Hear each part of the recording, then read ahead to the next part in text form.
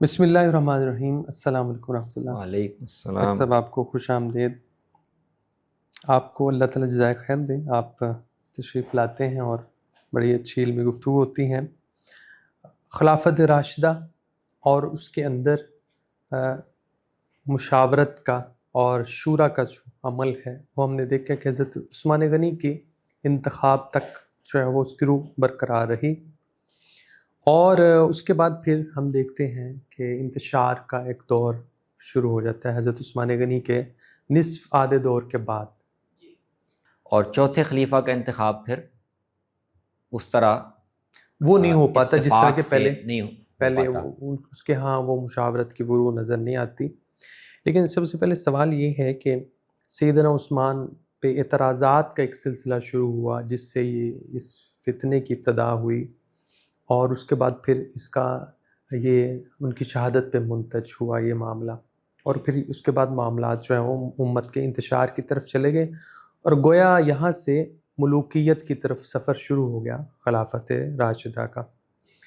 تو میں پہلے پوچھنا چاہوں گا کہ سیدنا عثمان کی سلیکشن تو بڑی زبردست طریقے سے ہوئی تھی مشاورت کے ذریعے، اور اکثریت نے انہی کو چنا تھا، پھر کیا ایسی چیزیں سامنے آئی کہ ان پر اعتراضات کہ ان وارد کی ہونے خلافت کا جو اختتام ہے وہ ان کی شہادت پہ وہ شہادت پہ ہوا۔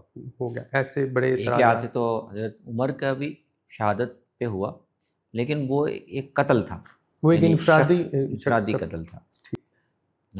اس کا ان کے طرز حکومت یا اس سے تعلق نہیں تھا، اور وہ گیا مسلمانوں کے اندر کسی انتشار کی وجہ سے نہیں تھا۔ بالکل ٹھیک ہے۔ حضرت عثمان کی جو شہادت ہے وہ تو اصل میں مسلمانوں کے ایک بڑے انتشار کے نتیجے میں یا اس صورتحال میں ہوئی، تو یہ بالکل اہم سوال بنتا ہے۔ تو اس میں بنیادی بات جو ہم پیچھے گفتگو سے لے کے چل رہے ہیں وہ یہ کہ خلافت علی منہاج النبوہ یا خلافت اس کے اصولوں میں سے یہ ایک بنیادی اصول ہے کہ اس میں اقتدار پر، منصب پر تقرر کا اور عزل کا، اور ایک سے دوسرے تک اس کے انتقال کا فیصلہ یہ مسلمانوں کے اجتماعی مشورے اور رائے سے ہوگا، جس میں اختلاف بھی پیدا ہو، رجحانات مختلف بھی ہوں، لیکن ان اختلافات کو ان کو سیٹل کرنے کا بھی میکنزم یہی ہوگا کہ چاہے اختلاف رکھیں لیکن شورا کے اصول پر جو ایک بات طے ہوگی ہے اس کے ساتھ عملاً چلا جائے گا۔ اس کے ضد ہے، اس کے الٹ ہے، جس کے لیے روایت آثار میں مختلف تعبیرات آئی ہیں، مغالبہ، تغلب، تلوار کے زور پر، سیف کی تعبیر تلوار کے زور پر، وہ سارے اسی کے کہ کوئی عنصر یا کوئی ایک طبقہ وہ یہ چاہے کہ ہم ان کے پاس کسی پہلو سے طاقت ہے یا وہ تلوار کھول کر انتشار سے کوئی مقصد حاصل کر سکتے ہیں تو وہ کر لیں، اور شورا کو، اجتماعی رائے کو، اجتماعی بصیرت کو پرامن طریقے سے کوئی فیصلہ کرنے کا موقع نہ دیں۔ بالکل ٹھیک۔ اچھا، اب اس میں سیدنا عثمان کے معاملے میں ان کے دور کے نصف آخر میں، آخری سالوں میں اب یہ چیز، اس کا ظہور ہونا شروع ہوا۔ اچھا ٹھیک ہے۔ پیچھے ہم نے جو گفتگو کی اس میں ہم نے دیکھا کہ اسلام کا جو تصور حکومت ہے یا حکومت سے متعلق، اقتدار سے متعلق آداب اور اخلاقیات ہیں، اس کے دونوں فریق ہیں، بالکل ٹھیک، اور دونوں سے متعلق اصول ہیں۔ بالکل صحیح۔ حکمرانوں سے متعلق بھی ہیں کہ وہ ان چیزوں کو ملحوظ رکھیں گے، اور لوگوں سے بھی متعلق ہیں، اس لیے کہ نزاع اور کشمکش صرف حکمرانوں میں یا حکمرانی کے امیدواروں کے مابین نہیں ہو سکتی، یہ حکمرانوں اور عوام جن پر وہ حکومت کر رہا ہے یا وہ مختلف طبقے جو اس کی حکومت کے زیر سایہ رہ رہے ہیں ان کے مابین بھی ہو سکتی۔ بالکل ٹھیک، بالکل صحیح۔ تو ہم دیکھتے ہیں کہ سیدنا عثمان کے دور میں جو وہ اصول تھے، آداب تھے، کہ ان کی پابندی کرتے ہوئے اگر مسلمانوں کا معاشرہ آگے بڑھتا رہے گا تو اختلافات بھی پیدا ہوتے رہیں گے لیکن وہ سیٹل ہوتے رہیں گے اور نظام آگے چلتا رہے گا۔ تو جو بنیادی اصولوں کی خلاف ورزی پیدا ہوئی جس نے پھر باقی خلاف ورزیوں کے لیے، باقی انحرافات کے لیے ایک راستہ کھول دیا، وہ حکمرانوں کے باہمی کشمکش سے نہیں پیدا ہوئی، ٹھیک ہے، بالکل وہ ٹھیک ہے۔ اس سے پیدا ہوئی کہ حکمران کے بارے میں معاشرے میں جو مختلف طبقے ہیں ان میں سے کسی کو شکایت ہو سکتی ہے، کسی کا اعتراض ہو سکتا ہے، تو اب تنقید کرنے والوں، اعتراض کرنے والوں یا حکمرانوں سے شکایت رکھنے والوں کے لیے بھی کچھ اصول و آداب بتائے گئے تھے کہ اس دائرے میں تمہیں تنقید کا حق ہے، اختلاف کا حق ہے، اصلاح کی کوشش کرنے کا حق ہے، لیکن اس حد سے آگے تم نہیں جا سکتے۔ ٹھیک ہے، ہم نے پوری نشست اس پہ تفصیل سے ہم نے دیکھا۔ جی جی۔ تو اصل جو وائلیشن یا جہاں سے انحراف ہوا ہے وہ یہ جگہ ہے، جس نے پھر وہ راستہ کھولا ہے جس کا جس کے بعد پھر وہ شورا نہیں رہا، وہ پھر تغلب بن گئے، مغالبہ بن گئے۔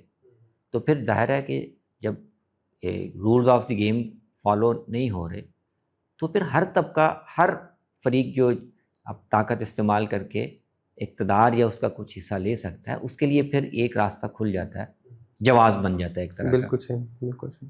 سیدنا عثمان کا معاملہ یہ تھا کہ ان کی طرز حکومت میں ان کی بعض پالیسیوں پر اور ان کی طبیعت کی ایک رجحانات پر مختلف طبقوں کو اشکالات اور سوالات پیدا ہوئے۔ تو ان کے معترضین کوئی ایک طبقہ نہیں تھا، اس میں دو تین طرح کے لوگ، ٹھیک ہے، مختلف لوگ، یہ اہم بات ہے۔ ٹھیک ٹھیک۔ اس لیے کہ ایک طبقہ، ایک گروہ وہی تھا جو ذمہ دار صحابہ کا تھا، مدینہ میں تھے، حضرت علی تھے، حضرت طلحہ اور زبیر تھے، سیدہ عائشہ تھی اور حضرات تھے، اور موقع بموقع انہیں، تو ان کی بھی ایک تنقید تھی، اور حضرت عثمان پر وہ مسلسل اس پر بات کرتے رہتے تھے۔ کئی چیزوں کو انہوں نے آمادہ کیا کہ آپ یہ چیزیں اس طرح ہوئی ہیں، ان کو اس طرح کریں تاکہ جو اشکال ہے یا اعتراض ہے وہ دور ہو جائے۔ لیکن یہ طبقہ یہ ان اصولوں اور ان حدود کے دائرے میں تنقید کر رہا تھا۔ ان کا بنیادی اعتراض یا بنیادی اشکال وہ حضرت عثمان پر کوئی اخلاقی اعتراض نہیں تھا، وہ ان کی طبیعت میں جو نرمی ہے اس سے ان کے خاندان کے لوگ اس نرمی سے، یا ان کے عمال جو زیادہ تر ان کے خاندان کے بھی ہوں گے، دوسرے بھی ہوں گے، وہ اس نرمی سے فائدہ اٹھا رہے۔ تو ان حضرات کا اعتراض یہ تھا۔ ٹھیک ہے، بالکل صحیح۔ تو حضرت علی کے ساتھ ان کے مکالمے منقول ہیں، بالکل ٹھیک۔ وہ کہتے تھے کہ حضرت عمر نے بھی اپنے بعض اقربا کو مقرر کیا تھا، لیکن ان کا محاسبہ بہت سخت، آپ کا محاسبہ اتنا سخت نہیں ہے۔ بالکل ٹھیک۔ آپ حضرت عمر طبیعت کے بہت سخت ہے، ان کو کوئی یعنی اوور رول کرنے یا اس سے آگے بڑھنے کی جرت نہیں کرتا۔ آپ طبیعت کے نرم ہیں، آپ اس طرح محاسبہ نہیں کرتے۔ تو یہ جو آپ کے عمال ہیں، جو پھر دوسرے نمبر پہ آپ کے اقربا بھی ہیں، تو آپ کی اس قرابت داری کو اس طرح استعمال کرتے ہیں کہ فیصلے وہ کرتے ہیں اور آپ کو پھر ان کو قائم رکھنا پڑتا ہے۔ بالکل ٹھیک ہے۔ تو ان کا اعتراض یہ تھا۔ تو یہ نہیں تھا کہ آپ نے اپنے اقربا کو ذمہ داریاں کیوں دی ہیں، بالکل ٹھیک ہے، بالکل صحیح۔ بنیادی اعتراض یہ نہیں تھا۔ صحیح صحیح۔ وہ جو دوسرا گروپ تھا وہ اعتراض کرتا تھا، تو اس کا جواب حضرت عثمان دے دیتے کہ یہ اقربا کو یا اپنے رشتہ داروں کو پہلی دفعہ میں نے تو نہیں کر رہا، سارے خلفاء کر رہے ہیں، اور ان میں سے بھی بہت سے لوگوں کو، مثلا حضرت معاویہ ہیں تو ان کو میں نے تو نہیں مقرر کیا، حضرت عمر بکر کے دور سے مقرر ہوتے چلے آ رہے ہیں۔ جی جی جی بالکل۔ تو حضرت علی اس پر جواب میں کیا کہتے تھے کہ نہیں، یہ اعتراض نہیں ہے، اقربا کو انہوں نے بھی مقرر کیا، پہلے سے وہ چلے آ رہے ہیں، لیکن ان کا محاسبہ زیادہ سخت ہے۔ آپ کی طبیعت کی نرمی کی وجہ سے، اور ویسے ہی آپ کا رجحان اپنے اقربا کے ساتھ ہے ایک، تو اس کی وجہ سے آپ ان کا محاسبہ سختی سے، یا تو آپ سختی سے کام لیں، اور یا پھر ان اقربا کو منصب دینے سے گریز کریں تاکہ خرابی نہ پیدا۔ بالکل ٹھیک تو ہے۔ ان حضرات کی تنقید یہ تھی، یہ ایک گروہ ہے، یہ ایک گروہ تھا، یہ مدینے میں تھا۔ اور حضرت عثمان ان کی بات سنتے بھی تھے، کئی دفعہ ان کی مشورہ بھی لیتے تھے، کئی دفعہ ان کو اصلاح میں شریک کرتے تھے کہ اچھا آپ آ کے مدد کریں اس کو سدھارنے میں. تو وہ ایک اعتماد کا بالکل ٹھیک. رشتہ تھا. دوسرا طبقہ جو پیدا ہوا وہ کوفہ اور بصرہ اور مصر میں وہ اور طبقہ تھا. اب یہ صحابہ نہیں ہیں ان بلکہ میں سے کچھ صحابہ بھی ہیں لیکن زیادہ تر اگلی جنریشن اگلی کے. جنریشن ہے. بنیادی طور پر یہ یعنی صحابہ کے اگلی جنریشن ہے، اور اس پہ کچھ صحابہ کے بھی نام ہیں لیکن وہ چھوٹے بالکل ابتدائی عمر کے صحابہ ہیں. ان کے مسائل اور ہیں. ان میں سے ایک گروہ کا تو ہم نے پیچھے ذکر بھی کیا تھا جب ہم نے قریش پر نشست کی. ہم نے دیکھا کہ وہاں بہت سے قبائل کے ایسے لوگ جو مارکوں میں جنگوں میں شریک ہو کے فتوحات میں بہت سے علاقے فتح کر چکے تھے. ان کے اندر یہ ایک احساس پیدا ہو گیا تھا کہ قریش کو یہ جو خصوصی حیثیت دی گئی ہے کہ اقتدار ان میں ہوگا، جی جی، اس کا جواز نہیں ہے، ہمیں بھی شریک کیا جائے. تو ان تک محدود کرنا اور ان کو ایک پریویلیج اسٹیٹس ان کا ماننا، اور خاص طور پر یہ کہ یہ اقتدار میں ہیں تو ظاہر ہے پھر یہ جو علاقے نئے فتح ہوتے ہیں تو اس کے وسائل میں بھی ان کو زیادہ حصہ مل جاتا ہے ان کا. تو یہ ان کے تحفظات وہ انہوں نے کوفہ میں اور پھر بصرہ میں جو حضرت عثمان کے عمال تھے پہلے ان کو کنفرنٹ کرنا شروع کیا. ٹھیک ہے، بالکل صحیح. بعض عمال کی سعید بن عاص وغیرہ کی تو باقاعدہ پٹائی، اس کے امیر الشرطہ کی پٹائی کی، مارا. پھر اگلے مرحلے پر وہ سعید بن عاص کو کوفے میں ویسے نکال دیا، داخل نہیں ہونے دیا. صحیح. تو یہ گروہ اور تھا، اور جس کا بنیادی مسئلہ وہ یہ تھا کہ قریش کو یہ جو اسٹیٹس حاصل ہے یہ کیوں ہے، یہ نہیں ہونا چاہیے. اور باقی چیزیں پھر انہوں نے بہت سی اکٹھی کر لی. حضرت عثمان پر کئی چھوٹے موٹے کہ الزامات، انہوں نے مثلاً قراتوں کا اختلاف ختم کیا، تو وہ تو صحابہ نے اتفاق سے کیا تھا. عبداللہ ابن مسعود کا اس میں ایک اختلاف، اس کو اعتراض انہوں نے بنا لیا. حضرت عثمان جنگ احد میں جو لوگ پیچھے پسپا ہوئے اس میں تھے، وہ ایک اعتراض بن گیا. ٹھیک ہے نا. اور کئی چھوٹی موٹی چیزیں وہ جمع کر کے پوری انہوں نے ایک چارج شیٹ بنا لی، اور اس کی باقاعدہ پھر مختلف شہروں میں اشاعت اور تشہیر شروع کر دی. پروپیگنڈا مہم ایک چلائی تاکہ عثمان کے بارے میں ہر علاقے میں ہر جگہ ایک تنفر پھیل جائے کہ یہ خلیفہ ہمارا ٹھیک نہیں ہے. ٹھیک ہے ٹھیک ہے. تو یہ وہ طبقہ تھا. تو اصل میں شہادت عثمان تک بات لے جانے والا طبقہ، اچھا، اصل میں یہ لوگ ہیں ذمہ دار اس کے. تو اب یہ لوگ مدینے میں آئے اور انہوں نے وہاں رکے بھی، اور پھر بالآخر گھس کے ان کے گھر میں ان کو شہید بھی کر دیا گیا. تو حضرت عثمان نے ایکشن نہیں لیا جو کہ لینا چاہیے تھا انہیں کہ فوراً اس کے رسپانس کرتے، یا اہل مدینہ نے کوئی ان کے دفاع کے لیے کیا کیا، یا وہ بھی جی جو ہے وہ یہ ہمیشہ مورخین کے ہاں یہ سوال رہتا ہے کہ حضرت عمر کے دور میں ایسے ہی جسارت کرتا تو جی تو کیا حشر ہوتا ان لوگوں کیا کا. حشر ہوتا، حضرت عثمان نے ایسا کیوں نہیں کیا. تو اس کے بہت سے اسباب کی نشاندہی کر سکتے. مثلا ایک تو یہ کہ وہ نہیں چاہتے تھے کہ مدینے میں خون ریزی ہو، تو مدینے کا احترام ایک بڑی. دوسرے یہ کہ چونکہ اس سے پہلے کی کوششیں ہو چکی تھی، خاص طور پہ آخری جو کوشش ہوئی ان لوگوں کو مدینے سے باہر بھیجنے کی، جو ایک حد تک کامیاب رہی، جس میں حضرت علی کا بھی بڑا کردار تھا. وہ اس سے لگتا تھا کہ یہ سلجھ گیا معاملہ، ان کے جو اہم اعتراضات ہیں وہ مان لیے گئے، جو اصلاحات وہ بتا رہے تھے وہ اسے اگرچہ مدینے والوں کو کچھ ناراض کرنا پڑا. مطلب تبریک کو آپ دیکھیں نا، ان حضرات کا بڑا مطالبہ یہ تھا کہ جو علاقے فتح ہو رہے ہیں یہ تو ہم لوگ لڑ رہے ہیں نا تلواروں سے، تو وہ اچھا جو سابقہ سنت یا طریقہ چلا رہا تھا کہ اس کا ایک حصہ مدینے میں آتا تھا اور اس سے مہاجرین انصار اور ان لوگوں کو وظائف دیے جاتے. بالکل ٹھیک انہوں نے کیا اعتراض یہ تھا کہ جنگیں ہم لڑیں اور تلواریں ہماری چلیں تو مدینے والوں کو اس میں حصہ کیوں ملتا؟ وہ موقوف کریں. ٹھیک تو ہو عثمان نے وہ بھی مان لیا، اس سے مدینے والے ناراض ہو گئے. ناراض ہوئے. تو مدینے میں بھی کچھ ناراض تھے، کچھ ان کی اس پروپیگنڈا مہم سے بھی لوگ متاثر تھے. ہو گئے. اچھا، مدینے کے اندر صحابہ کی اور بہت سے لوگوں کی کچھ مختلف بنیادوں پر تنقید الگ سے موجود تھی. بالکل ٹھیک ہے، بالکل صحیح. جو یہ تھی کہ آپ طبیعت کے نرم ہیں اور آپ کے جو عمال ہیں، جو آپ کے اقربا بھی ہیں، وہ آپ کی اس نرمی سے فائدہ اٹھاتے ہیں.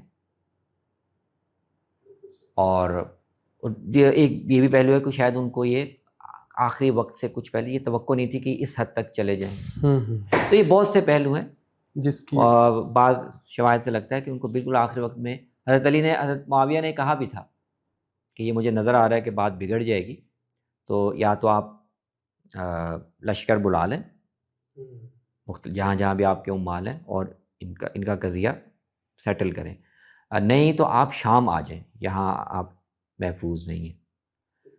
وہ آمادہ نہیں ہوئے، لیکن پھر بالکل قریب جا کے جب انہیں، تو پھر روایات میں آتا ہے کہ انہوں نے پیغام بھیجا کہ اپنے اپنے لشکر یہاں آئیں، لیکن اس سے پہلے پھر یعنی دیر ہو چکی تھی. دیر ہو چکا تھا. اور ان لوگوں نے یہی محسوس کر کے کہ اب لشکر اگر باہر سے آ جائیں گے تو پھر ہمارا سروائیول مشکل ہوگا، انہوں نے پھر اقدام کر ڈالا.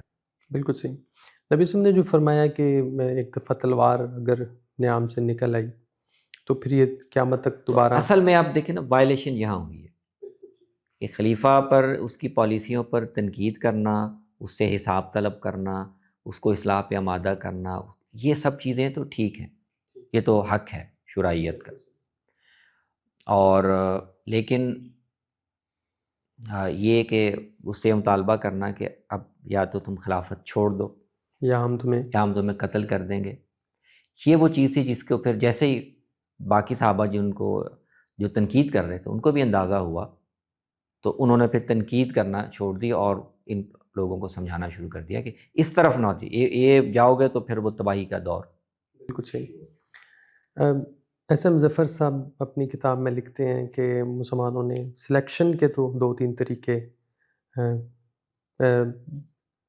طے کر لیے کہ کیسے خلیفہ سلیکٹ ہوگا، لیکن خلیفہ کو اتارنے کا یا معزول کرنے کا کوئی طریقہ طے نہیں کیا، جس کی وجہ سے یہ حضرت عثمان کی شہادت بھی ہوئی. اگر طریقہ ہوتا تو وہ اپنا کے اس ان کو معزول کر لیا جاتا.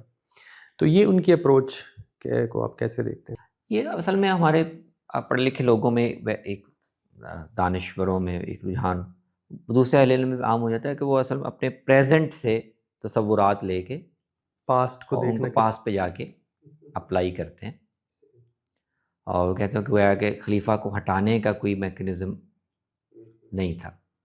تو ایسا نہیں ہے، یعنی وہ دستوری طور پر بالکل متعین پریسائز طریقے ایوالو نہیں ہوئے ہوں گے، لیکن اصول موجود تھا. لیکن کیا یہ جو مطالبہ ہو رہا تھا عثمان کو ہٹانے کا وہ یعنی جائز گراؤنڈز پہ ہو رہا تھا؟ اصل تو سوال یہ ہے. بالکل ٹھیک، صحیح.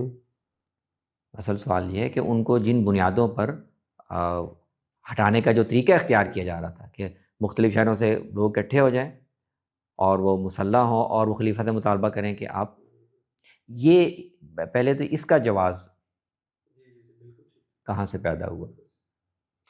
سیدنا عثمان کی شہادت کے بارے میں، ابھی شہادت سے کچھ دیر پہلے کہہ سکتے ہیں، ان کی شہادت ابھی نہیں ہوئی لیکن ماحول سارا وہ بن چکا ہے.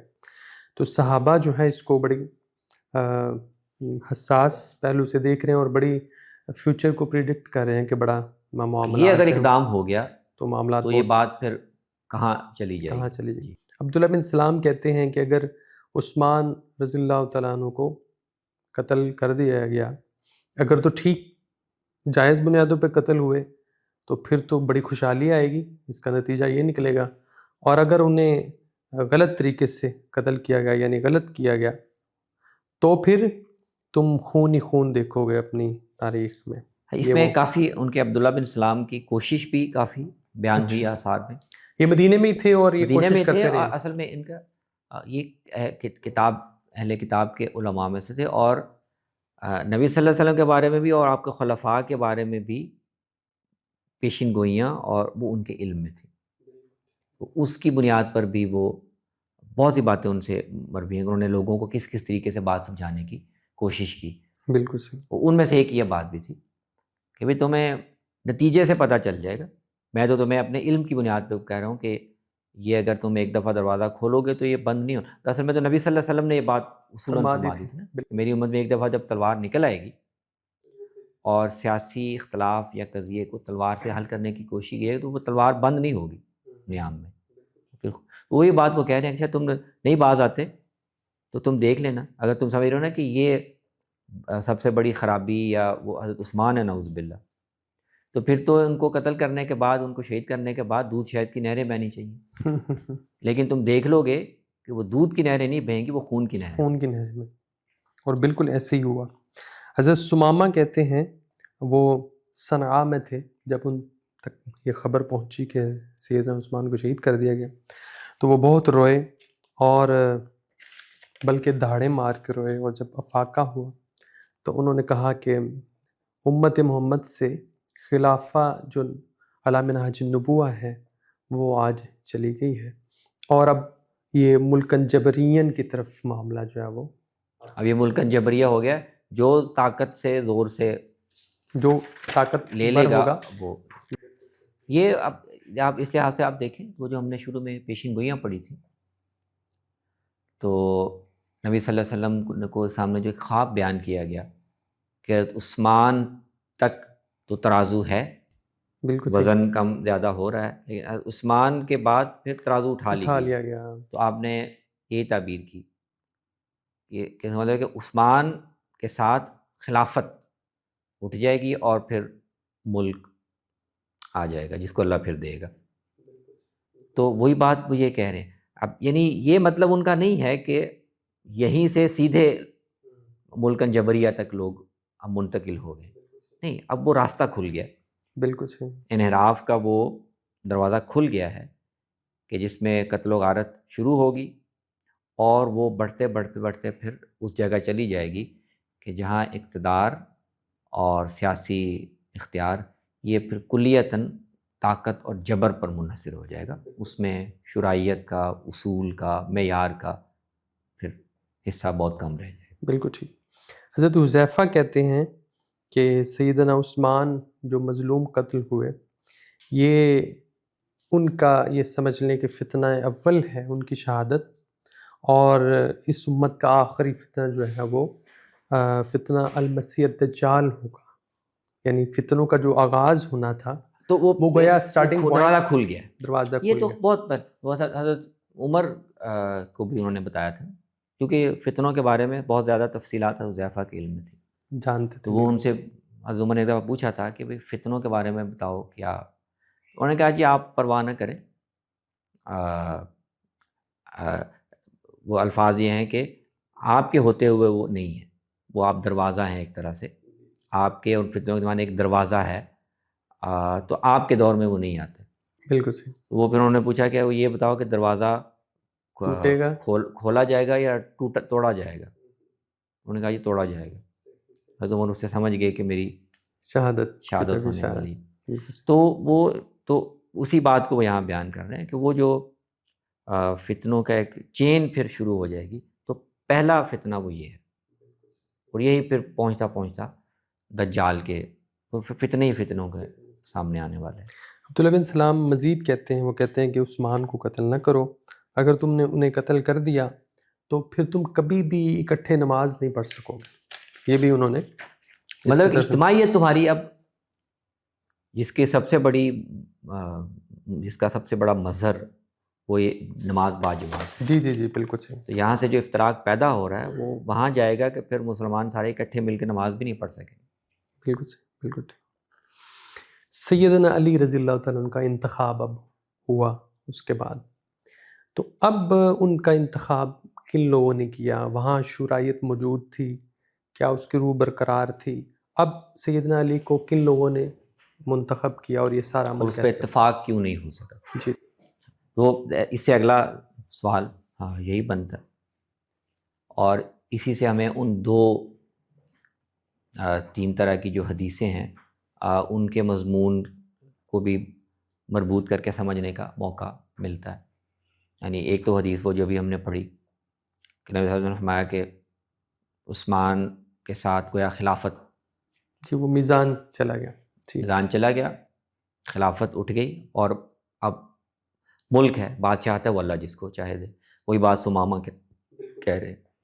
تو مطلب کیا کہ خلافت کا ایک بڑا بنیادی اصول وہ ٹوٹ گیا کہ حکمران پر آپ تنقید کریں گے، اس پر اعتراض کریں گے، اصلاح پر آمادہ کریں گے، لیکن اس کے خلاف بغاوت نہیں کریں گے. ٹھیک. خاص طور پہ ایک وہ حکمران جس کی اسلام کے لیے اتنی خدمات ہیں، جس کے اسلام کے لیے تھے. اور حضرت عثمان آخری وقت میں وہ یہی پوچھ رہے تھے کہ مجھے تم اعتراض تو تم کر رہے ہو، قتل کرنے کی جو بات کر رہے ہو، یہ بتاؤ شریعت میں اس کی کیا بنیاد ہے؟ حضور نے 3 شکلوں میں قتل کرنے کی جائز اجازت قرار دی. دیا. کوئی بدکار ہو، کوئی مرتد ہو جائے، یا اس نے کسی کو قتل کیا ہو. ان 3 میں سے میں نے کون سا جرم کیا ہے کہ تم مجھے قتل کرنے کے لیے آ رہے؟ تو حکمران کی تنقید اور حکمران کے خلاف اقدام، یہ کچھ طبقوں نے یہ اقدام کیا، اور اس سے خلافت علی منہاج النبوہ کا ایک بہت بنیادی اصول ٹوٹ گیا. بالکل صحیح. جب بہت بنیادی اصول ٹوٹ گیا تو ایک مفہوم میں خلافت ختم ہو گئی. بالکل ٹھیک، بالکل صحیح. اب لیکن دوسری طرف یہ ہے کہ سیدنا علی کا جو انتخاب ہوا وہ اب کچھ معیارات کے لحاظ سے آپ دیکھیں جو بہت اہم معیارات ہیں تو ان کا شمار خلافت میں ہی ہوتا. میں نے پیچھے ذکر بھی کیا کہ اصل میں تو ان کا تقرر ایک طرح سے حضرت عثمان نے جو مجلس بنائی تھی تو اس مجلس میں سے 4 لوگ دستبردار ہو گئے، اور حضرت عثمان اور حضرت علی، تو ایک لحاظ سے تو ان کی تعیین وہاں ہو گئی ہے کہ عثمان کے بعد علی رضی اللہ عنہ کے منصب. بالکل صحیح، بالکل صحیح. پھر دوسری بات یہ کہ انہوں نے طاقت کے زور پر زبردستی تو خلافت کا منصب حاصل نہیں کیا، بلکہ وہ تو گریز کر رہے تھے. جب یہ انتشار ہو گیا، سارا معاملہ پھیل گیا، تو اب لوگ تلاش میں تھے کہ اب کس کو اب ذمہ داری دیں. تو لوگ ہی آئے، اکٹھے ہوئے، ان کے سامنے ایک مسئلہ رکھا کہ امت کی مصلحت یہ ہے، کسی کو یہ ذمہ داری لینی ہے، آپ لیں. تو اگرچہ اس میں اختلاف رائے ان کے مشیروں میں موجود تھا، حضرت حسن نے، عبداللہ بن عباس نے ان کو مشورہ دیا کہ اس سچویشن میں آپ یہ ذمہ داری نہ لیں. ٹھیک. کیونکہ نظر آ رہا ہے کہ خلیفہ قتل ہوا نا، اور قریش کے ایک بڑے یعنی ایک بڑے قبیلے کا نمائندہ بنو امیہ کا، تو عرب کی روایت کے مطابق بھی اور اس کے مطابق خون ریزی تو ہونی ہے. بنو امیہ بدلہ انتقام لیا، قصاص لیا بغیر نہیں، خون ریزی تو ہونی ہے. آپ اچھا، اور یہ جو سارے لوگ آپ کو کہہ رہے ہیں کہ خلیفہ بن جائیں، حضرت عثمان کے خلاف آگ بھڑکانے میں اور فتنہ برپا کرنے میں، ایون کہ ان کے قتل تک کو فیسیلیٹیٹ کرنے میں بھی سارے یہ لوگ ہیں. اچھا، ٹھیک، بالکل صحیح. تو اب ان کی بیعت سے آپ خلیفہ بنیں گے تو قصاص عثمان کا یا قتل عثمان کا پورا مقدمہ آپ کے اوپر آ جائے گا. بالکل ٹھیک. اسی لیے بعض لوگ کہہ رہے ہیں کہ اب نہ بنے. نہیں، حسن کہ ان کو حسن کہہ رہے ہیں کہ عبداللہ بن عباس ساری سچویشن دیکھ کر. بالکل ٹھیک کہ یہ آپ نہ کریں، خون ریزی ہونی ہے. آپ اس وقت بالکل الگ تھلگ ہو جائیں، یہ جو کچھ لوگوں نے کرنا ہے الٹیمیٹلی کوئی آپشن لوگوں کے پاس نہیں ہے، وہ آپ کے پاس آئیں گے، لیکن آپ تب قبول کریں جب یہ لوگ جو کچھ کرنا ہے کر چکے ہوں، اور آپ پر قتل عثمان کا بالکل ٹھیک ہے، بالکل صحیح. تو ان کی ایک رائے تھی، لیکن حضرت علی کیا دیکھ رہے ہیں کہ نہیں، اس وقت لوگوں کو سنبھالنے کی ضرورت ہے، تو اگر میں اس کو سنبھال لوں تو قتل و غارت تک شاید بات نہ پہنچے، وہ بھی ایک پہلو سے. تو انہوں نے نہ مطالبہ کیا، نہ زبردستی خلافت لوگوں کے کہنے سے، اور جن میں حضرت طلحہ اور زبیر اور دوسرے صحابہ ان کے کہنے سے بیعت کی. تو اس لحاظ سے تو اس میں شورائیت پائی جاتی. جی بالکل ٹھیک ہے. یعنی ان کی طرف سے شورا کے اصول کی خلاف ورزی نہیں ہوئی. تو اس پہلے سے آپ دیکھیں تو ان کا انتخاب شورا کے اصول پر ہوا. موجود لوگ تھے وہاں، سینئر جو بڑے تھے وہ انہوں نے بیعت کر لی. لیکن تو ان کی طرف سے کوئی وائلیشن نہیں ہوئی، لیکن صورتحال مجموعی طور پر بدل چکی ہے، اس لیے کہ اس چوتھے نئے خلیفہ کے انتخاب کے لیے جو ایک ماحول ہونا چاہیے تھا پرامن، جس میں سب لوگ اتفاق رائے سے ان کی بات قبول کر لیں، وہ ماحول ٹوٹ چکا ہے۔ بالکل ٹھیک، بالکل ٹھیک، صحیح صحیح۔ تو وہ اس مشاورت جو ہے وہ پوری اسپرٹ سے پھر وہ ظاہر نہیں ہو تو اس کی یعنی ایک لحاظ سے مشاورت ہے، ایک لحاظ سے ان کی نامینیشن پہلے سے ہو چکی ہے، اور لیکن ایک دوسرے لحاظ سے آپ دیکھیں تو جو اصول توڑا گیا ہے اس نے اب ایک ماحول ایسا پیدا کر دیا ہے کہ بگاڑ کے بڑھنے اور انتشار کے بڑھنے اور خون ریزی کے راستے کھل گئے ہیں، تو اس میں اتفاق ان کی خلافت پر یا ان کی بیعت پر نہیں ہو سکتا۔ تو وہی ہوا، انہوں نے بیعت کر لی، وہ سارے لوگ ان کے جمع ہو گئے، تو پہلے بصرہ اور کوفہ سے حضرت طلحہ اور زبیر اور سیدہ عائشہ کی قیادت میں لوگ نکلے کہ بھی یہ سارے تو جمع ہو گئے، حضرت عثمان خلیفہ کا قصاص کس نے لینا؟ وہ جنگ ہوئی، وہ ختم ہوئی، ادھر سے حضرت علی حضرت معاویہ کے خلاف اقدام کے لیے وہ حضرت علی پیش رفت، کیونکہ انہوں نے بیعت کرنے سے انکار کر دیا کہ پہلے قصاص عثمان طے ہوگا اور میں ولی ہوں ان کے قبیلے کا نمائندہ اور سرکردہ آدمی میں ہوں، تو قصاص کے لیے پہلے وہ معاملہ، تو حضرت علی کے لیے یہ ظاہر ممکن بھی نہیں تھا۔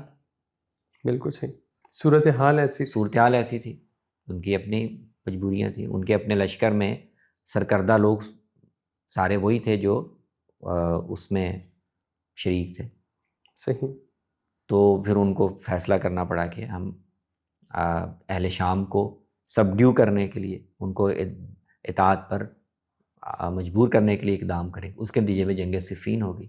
بالکل ٹھیک ہے۔ تو آخر الٹیمیٹلی پتہ چل گیا کہ یہ تقسیم ہو گئے ہیں مسلمان، وہ جو پیشن گوئی تھی آپ نے فرمایا کہ مسلمان دو گروہوں میں بٹ جائیں گے، دونوں ہی بہت بڑے گروہ ہوں گے، بالکل ٹھیک، اور پھر صلح کے لیے اب کچھ انتظار کرنا پڑے گا۔ حضرت علی جب دنیا سے تشریف لے جائیں 6 سال کے بعد اور حضرت حسن کو خلافت ملے، وہ پھر امت کے اجتماعی مفاد میں اور اپنے ملے ہوئے منصب کو قربان کر کے اثار کر کے وہ کہیں کہ اب امت اکٹھی ہو جائے، ہم معاویہ کے حق میں رضی اللہ عنہ دستبردار ہوتے ہیں۔ بالکل صحیح، بڑی خوبصورت گفتگو رہی، آپ نے خلافت کہاں سے ڈیویٹ ہوئی اور کہاں کیسے کون سا وہ اصول ٹوٹا جس کے بعد پھر وہ خلافت علی منہاج النبوہ ملوکیت کی طرف اس طرف بڑھنا شروع ہو گئی، اور کیسے سیدنا علی کا انتخاب ہوا اور ان کی شہادت حضرت عثمان کی۔ بڑی خوبصورت گفتگو رہی، انشاءاللہ آپ سے دوبارہ ملاقات ہوگی۔ السلام علیکم۔